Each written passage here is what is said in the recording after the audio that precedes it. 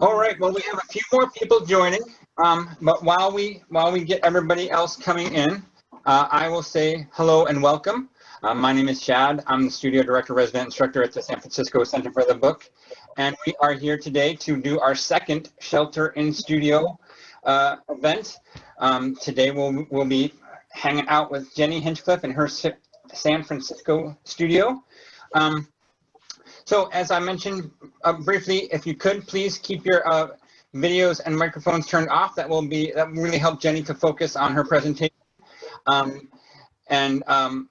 We are recording this, so if you get cut off or can't make the rest of it, don't worry, it'll be available on the web shortly. So without much further ado, I'm going to turn things over to Jennie while we let the last of the folks in here. So welcome, Jennie Hinchcliff. Hi there, thank you, Chad. Hey everybody, welcome, welcome, welcome. I'm so glad that you could join us here for this lunchtime Shelter in Studio. I want to also thank Chad for inviting me to be part of this presentation series. I'm really excited to share my workspace with you here in San Francisco and share a little bit of, what it is I do and, the things that I make and send to people. So I'll just kind of jump right in because a lot of times people they're sort of curious about, how I got started doing what I do, which primarily I do a lot of correspondence and postal art. And so what I like to talk to people about whenever I teach a mail art class, I always share this book with them. This book is called SWAC, and it's the complete book of mail fun for kids. So, when I was in the 5th grade in grade school, I checked this book out of the library. And, in this book, there's actually a chapter that talks about mail art, people to write, pen pals, things like that. But there's this whole little chapter called Discover Mail Art.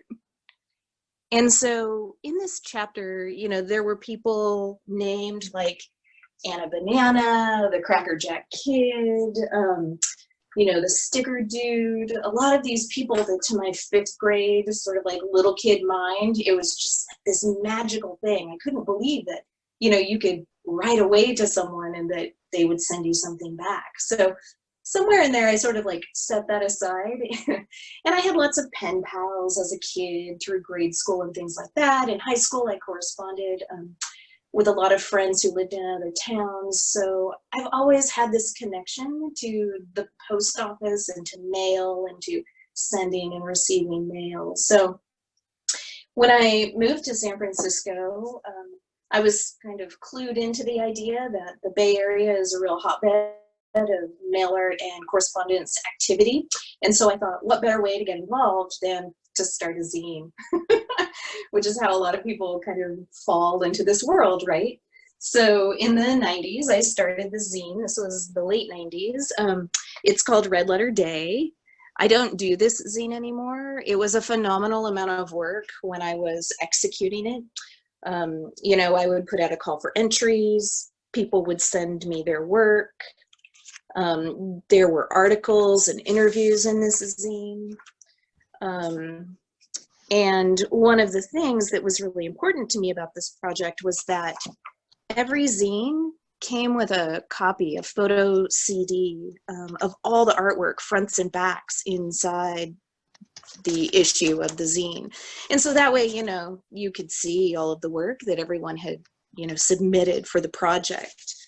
And so, like I said, I would do this in an edition of about 150. Everyone who mailed me a piece of work received a copy. But I met so many people this way. People, they really enjoyed this project. And I was able to fill out my address book pretty, like plumply. And so even today, I get people who write to me and ask me if I put this out. I don't anymore. I've kind of moved on to other projects, but this kind of got me going, and I, developed a network of people to kind of start corresponding with pretty quickly. So what I will say is that I'm actually going to do a little studio tour for you guys right now of my space. And then I have some of my favorite tools that I would love to share with you. And also some samples of mail art for those of you who might not know what that's about. I'll share some recent things that have come into my mailbox. And then once I'm done with that, I'm going to give you guys a demo on my prized possession, the Rosback perforator, which I use to create artist stamps. So what I'm going to do now is I'm going to kind of pick up my computer screen and I'm going to tour you around my studio real fast. So, you know, I'll try and be very gentle, but, you know, there's going to be some movement, just so you know. All right, here we go. And I'll sort of like verbally tour you guys through the space here. So this is sort of my stamp section. You know, I have a lot of reference things. You know, you can see there's postage stamp stuff. You know, I've got all sorts of inspiration that I keep, and that's kind of my archive of perforating projects. You know, I've got typewriters here. One of those is a cursive typewriter. I really like to use those. One is a 1930s Zephyr. And then I've got a little Olivetti right there. Reference books, we love them. I have my, for the rubber stamp people in the room, I've got, you know, like a pretty elaborate setup here. I break things down into categories. I use rubber stamps a lot in my work. A lot of abstract things, a lot of alphabets. We'll talk about that in a minute. That is the kind of like corner of shame. We won't talk about it. But then this is my primary sort of workspace right here. And, you know, that bucket that says US mail right there, it's like a canvas sort of bin. That's my incoming mail bin. And so those are all things that I have to answer. So that's sort of the system that I use. I've got, you know, like stencil brushes and ink pads. I've got lots of glue sticks. I've got, you know, a bunch of different colors here because, you know, I'm writing like a lot and all the time. Dymo labelers, you guys can see. I think artist Jeff Weeder may be here with us today. I have a piece of his work that I love hanging on the wall. And then, you know, just like little stacks of envelopes and postcard blanks because I use those all the time. So, and like I said, I do make artist books. So I've got my nipping press there. You guys might remember Chad talked about his last week. Paper rolled up everywhere, weights, and then sort of my prized possession. Sorry, this is a little shaky here, is the Rosback perforator. And so my Rosback is from 1888. That's its patent date. One of the things I love about this was my husband actually purchased this perforator for me. And the patent date, you can't see because I don't have it, the light on it, but the patent date is August 7th, which is actually our wedding anniversary. So that's like a nice little feel-good moment for you guys. I'll give you a demo on that in a sec. But right now, we'll just kind of go back and zoom. Sorry, it's so fast. All right, I'm gonna nestle us right in here, and I'm just gonna talk about the work, the mail art, right?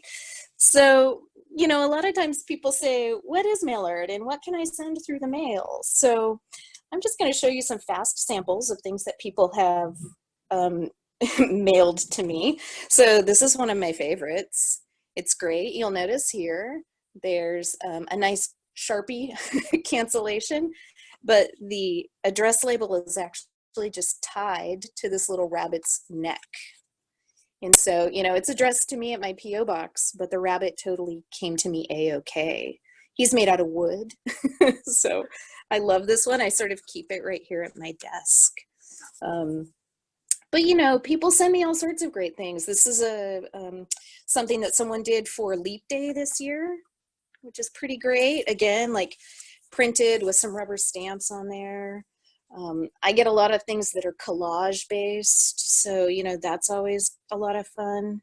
The other thing I do, and maybe I think other mail art people do this too, I usually mail something to myself. Like if I'm doing an edition of work, I'll create an extra and then I'll mail it to myself, and I'll sort of like write the day's thoughts, so that I can remember what I made and have a example of it, but then just kind of like a nice way to keep a daily practice going.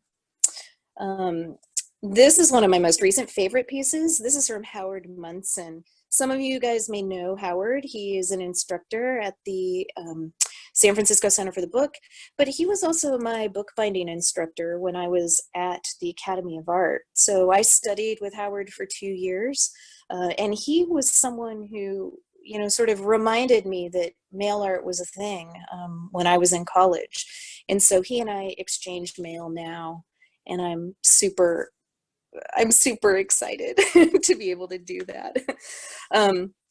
This is a great little piece that I received recently. I think the artist may be online with us right now. But I just wanted to show this because this is a really beautiful little artist book that she mailed to me. So, she didn't put stamps on this per se, but it's such a beautiful little thing. I wanted to share it. I love how this paper, it's, translucent. There's this nice kind of materials situation going on here.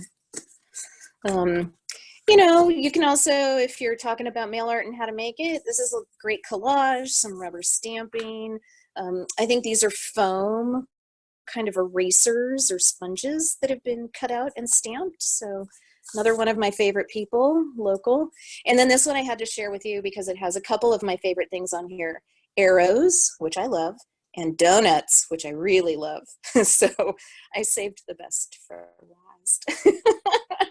So, this is like an example of some of the things that come to my mailbox. And, when I'm working on my own work like this, kind of in the studio, I have a few favorite tools that I like to use.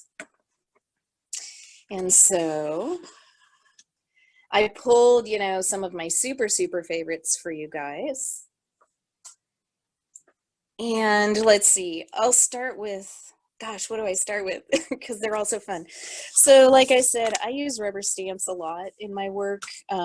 It's a great way to make, to make an image really quickly. I don't draw very well. I wish I was a better sort of, like illustrator or artist in that way. But I've found that for me, using rubber stamps, it's a lot, I feel more comfortable with it. And so, I use a lot of things in my work that look like, official seals or symbols. This I found when I was in Tokyo a few years ago. I love that it says official. So like something like this, I would stamp on an envelope, with, some of you have probably seen me use this one a lot. This says hello. I don't actually have a label on it, but, I like the hello stamps. This is a big favorite right now. This is from Anna at the Well-Appointed Desk. I think you can go onto her website. She may be sold out of these Keep the Post Office public rubber stamps, but this is an excellent stamp for right now, especially because, we're really fighting to keep the post office alive. But, I also love things like this. Oh my gosh, dreamy. This is the Cook time stamp number 2. And what you can see here is that you actually can fill in the date. You like hand set the date and this little note right here. And there's it's kind of, sorry, it's a little bit hard to see, but I have a little set of tiny small alphabet stamps that you like put in there with a set of tweezers. So this was like a special treat I bought for myself kind of recently. So, I've got all of these things that I love to use in one way or another. And then, I also love the alphabets. I use alphabets a lot, and this is a really good one. This is a peg stamp one. You can find these around, but letters, typography. I love putting, you know, like phrases, slogans, or even just letters in an abstract way on my postcards, on my envelopes when I mail things out. So I think, yeah, for those of you who are interested, PEG alphabet set. So I also, oh, these are my favorites. Oh, I wanted to show you guys these. These are so great. So these are neon pencils. I love them to death. I got them from CW Pencil Enterprise. For those of you who know that gorgeous little pencil shop in New York City. And the thing that I love about these is that they are so bright, they're so fun, and they're pencils, right? So if I scoot this aside and I just kind of like, so, you know, that's the yellow, this is the green, and here's the pink. I mean, I just have such a soft spot for how neon these guys are. I love them to death. So I use these a lot, you know, especially when I'm addressing envelopes and things like that. And I love these guys too. Some of you may remember these, you know, like from being a kid, but they're those like rainbow multi-pencils. So, you know, you can get like blue and yellow with a little bit of green in there, which I think is a lot of fun. So those are some of the tools that I use a lot. I'm always sort of like, you know, if I'm not using this kind of set of stuff, rubber stamps and all of that, I'm doing a lot of collage. Sometimes I'm painting, I'm doing, you know, sort of like more abstract things. Because like I said, I can't draw an actual thing to save my life, but I love me some good circles and squares. So what I'm going to do now, I'm actually going to pick us up and I'm going to do a quick demo with the Rossback perforator, because I know everyone is ready to see that. So let's just walk, walk, walk, walk, walk. Here we go. And back in place. Okay, so for those of you who don't know what artist stamps are, I have a great example right here. This is work from Cascadia Art Post, Jack Lodeman in Olympia, Washington. And so these are stamps that Jack has actually designed. These are not real official stamps. And so he is an artist stamp maker. He designs and makes his own. And so I like to do that too. This is a little project I designed for, can you see it? The Smithsonian National Postal Museum. This was from a few years ago, but they asked me to design a stamp sheet for them commemorating the William Gross Gallery that they were opening in, I believe, 2000 and, oh, I'm not gonna remember, but an artist stamp is basically a designed stamp made by an artist. You cannot use them for official postage, just so we're clear on that, okay? But what you would use, there's a lot of different ways to get the pinhole perforations in a sheet of stamps. And when I teach at the San Francisco Center for the Book, I teach a faux postage class there, usually twice a year. They actually have a Rossback as well. So, you know, I teach people how to make their own artist stamps using this particular machine, but there are other ways that you can perforate a sheet, you know, a printed sheet of stamps like this. Things like you could use a pair of special scissors, you could use a sewing machine with thread pulled out of the needle, you could use a pattern tracing wheel, things like that. So the thing about this particular machine, like I said, it's a workhorse. It's over 100 years old. When I got this one, I refurbished it. So I put new perforating pins in it. I redid the wood. I touched it up and coated it with linseed oil. I want to say that my friend Nikki Yeager, who I believe is on this meeting today, helped me move this perforator, and I was so grateful and so thankful for that. But it's really a simple machine to use, all things considered. It's foot operated. You guys won't be able to see that because the camera is angled towards me, but I'm just going to go ahead and I'm gonna work on this sheet right here. And basically what I do is I just take the sheet of paper, I slide it in between the tabletop and where the pins are going to fall. And I line everything up carefully. And then I give this big pedal that you guys can't see a push with my foot. And you can kind of hear the spring. There we go. And so what we have is this. You can kind of see the light through those perforations, right? Yeah. And so this is a very simple machine. You just go one row at a time. And I've done this a lot, so I get pretty fast at it. But let's see, I'm just gonna do a couple more rows for you guys so you can see what it looks like. Nice. There's that. And then you can see the light coming through the holes. So this machine originally would have been used in binderies starting probably around, I would say 1840s and 50s through the 1920s. And a lot of times what a machine like this was used for, it would be used for anything where you needed to tear off a receipt. So for example, a ticket book, a receipt book, checkbooks, things like that. So that's what these machines are used for. I love my Rosback. I use it all the time. And luckily I found one that you can still find them, usually, Briar Press or eBay. I found mine up north in Northern California, so it wasn't a huge, I didn't have to put it on a pallet and get it shipped across the United States or anything like that. But they are still available. You can still find them. And actually the company that makes these, FP Rosback, is still in business in St. Joseph's, Michigan. So yeah, you can still find them. I'm gonna grab, I think now would be a great time for some questions, if we have questions. What do you think, Chad? We do. Good, good. Just needed to unmute myself there. Well, thank you, Jenny, for that great tour. No problem.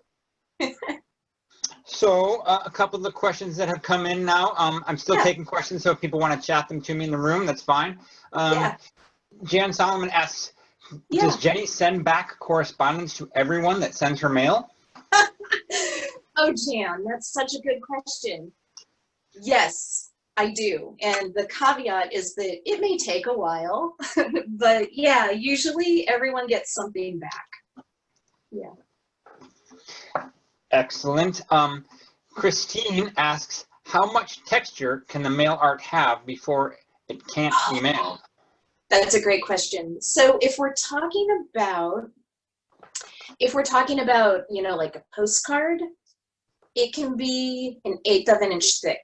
Anything thicker than that, the post office will bill you as if it's a piece of first class mail or as if it's a package, depending on how wide or how thick. So for example, I have a correspondent who sends me things on foam core all the time because he loves, like postcards out of foam core. He loves that he can, it's fat and it's kind of pillowy, and he can carve into it and embed things into the foam core and then send it through the mail. But anything taller than that, they're going to charge you more for it. All right. Bethany asks, any advice for Rosback maintenance? Mine has a few missing pins. Oh, missing pins. Well, yeah. So, hey, Bethany. Good to see you. So what you can do, it's difficult. It's a 2-person job, but what you can do is you can lift this entire mechanism off of, kind of these 2 pins, these 2 poles. it's something that I do every couple, 3 years with this machine because, like you, I sometimes need to replace pins or want to replace them. Plus, it's a good idea just to oil, you know, these kind of posts because this is how the pins raise and lower. There are 2 hex bolts right here. You have to undo those. You have to lift this off, and then sort of like in here between the cuff and the tabletop, you know, there's some metal stripping that you also have to unscrew, and then you can lift the pins out and drop new ones in. But it's really a 2-person job because this cuff right here is very heavy. It's very heavy. So I should shoot it. I've not done it before. I should shoot a video of me actually doing that, but usually my hands are full of metal. So yeah, that's my best advice. Remove this if you can. Also on the Rossback, how many papers can you go through at a time? It's such a good question. All right, so when I teach at the center, I tell people they cannot use sticker paper on that Rossback. They cannot, because that's a community machine and the pins can get all kind of gunky. I actually don't use sticker paper on mine either because cleaning these pins is a huge pain in the ass. Regular sheets of paper like this, you can do text weight. I do 3 sheets at a time sometimes. If I have very precise perforating that I'm doing, I'll do it a single sheet at a time. So no more than 3 sheets. Cardstock's okay, but I don't do it on my machine.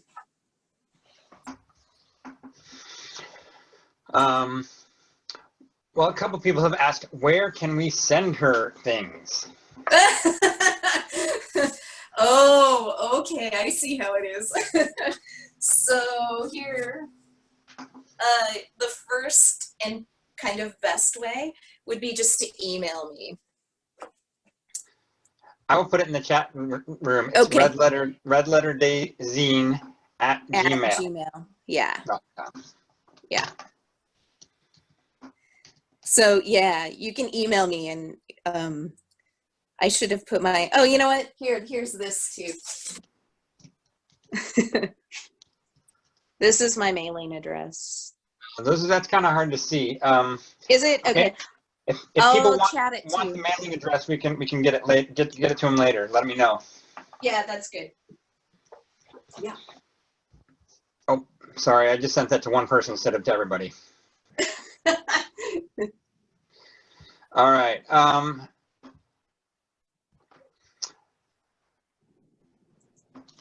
There it goes. Okay, couple more questions before we take off here.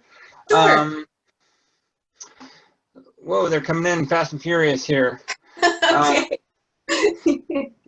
Jenny's P.O. box must be an amazing space. Do the postal workers at the post office ever say things about her mail? Oh yeah, for sure. For sure. So my P.O. box is up on Haight Street. And so there are other mail artists I know for a fact who have P.O. boxes there. So the postal staff, the counter staff there is pretty supportive, actually. You know, I know all of them by name. If I'm sending a large envelope or a large package, you know, a lot of times I'll pay over the counter.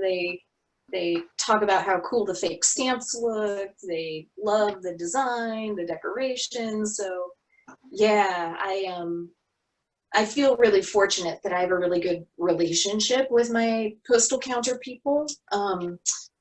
You know, I know that some post offices, counter staff can be kind of grumpy and they're really not interested. So I feel pretty lucky. So, yeah. Excellent, thank you. And we'll do one more question here. How do you lay out and print the stamps? Oh, so I lay things out in Illustrator because, so I do image cleanup in Photoshop, and then I bring things over into Illustrator because text looks about 1,000,000 times better in Illustrator. I lay things out on a grid because the way the Rossback perforates, you can only do a straight line of perforating. So I do everything on a grid, and I print things out using my laser printer. Ooh, you have a color laser printer. Well, now they're not wildly expensive. I think I got mine on sale, and sure, the cartridges can be kind of expensive, but I really only have to buy cartridges like once a year. So. All right. Well, unbelievably, we have arrived at 1 o'clock. So I want to say one more time, thank you so much to Jenny for sharing your space. And